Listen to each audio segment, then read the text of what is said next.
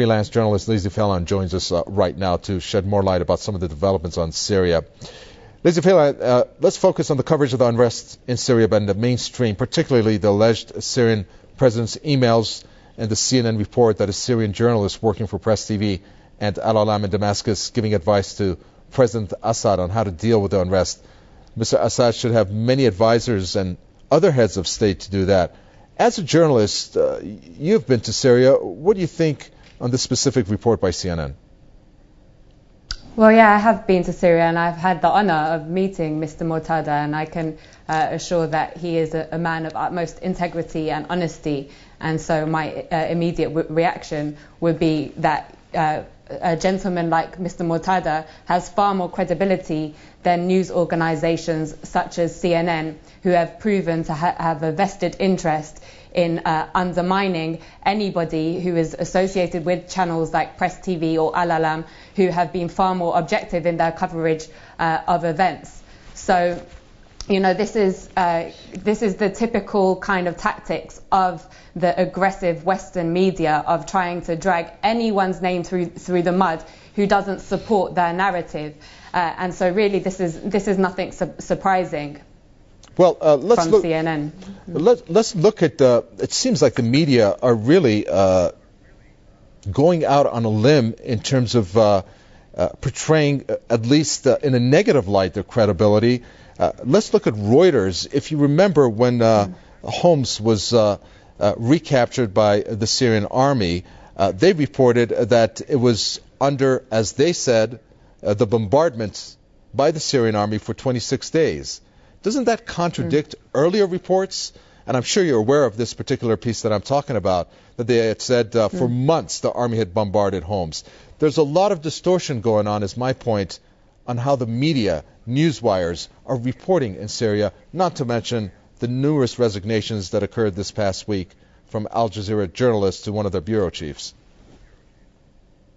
Yes, I mean, this is absolutely a media war that is taking place against Syria, and I've said before that if it wasn't for the media's role in manipulating events, fabricating events, and just churning out pure war propaganda, then this crisis would have been over effectively before it would have started. And you're absolutely right. I was surprised, actually, that Reuters and other media outlets like the New York Times and others shamelessly put out reports that there had been a siege of Homs, supposedly that had been occurring for approximately a month, when, as you rightly say, since the beginning of the crisis, we've been pretty much hearing that Homs has been under siege all of that time. So it was effectively an admission, but of course they'd never come out and hold their hands up and say, oh, well, actually, we were lying, because of course they can never do that outright, and it takes for somebody who has been following the events very closely, actually, to pick up on those manipulations and to expose them.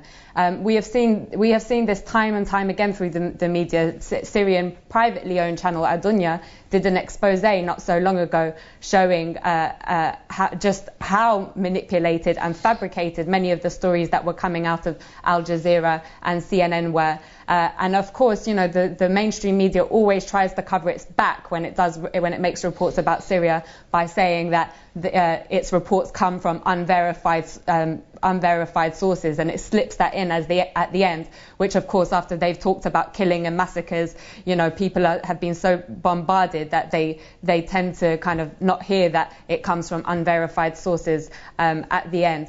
But really, this shows the desperation, you know, these fabrications and manipulations and attempts to undermine the truth shows the desperation of the media, because really things aren't going how they expected them to go. Homs has been resecured by the Syrian government. Idlib has been resecured by the Syrian government. The Syrian government predicts that hopefully it will be able to win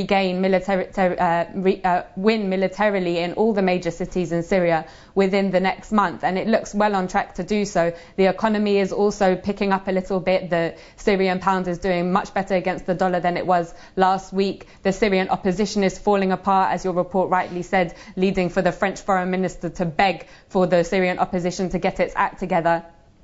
And meanwhile, just yesterday, millions of people came out in the streets in support of the government.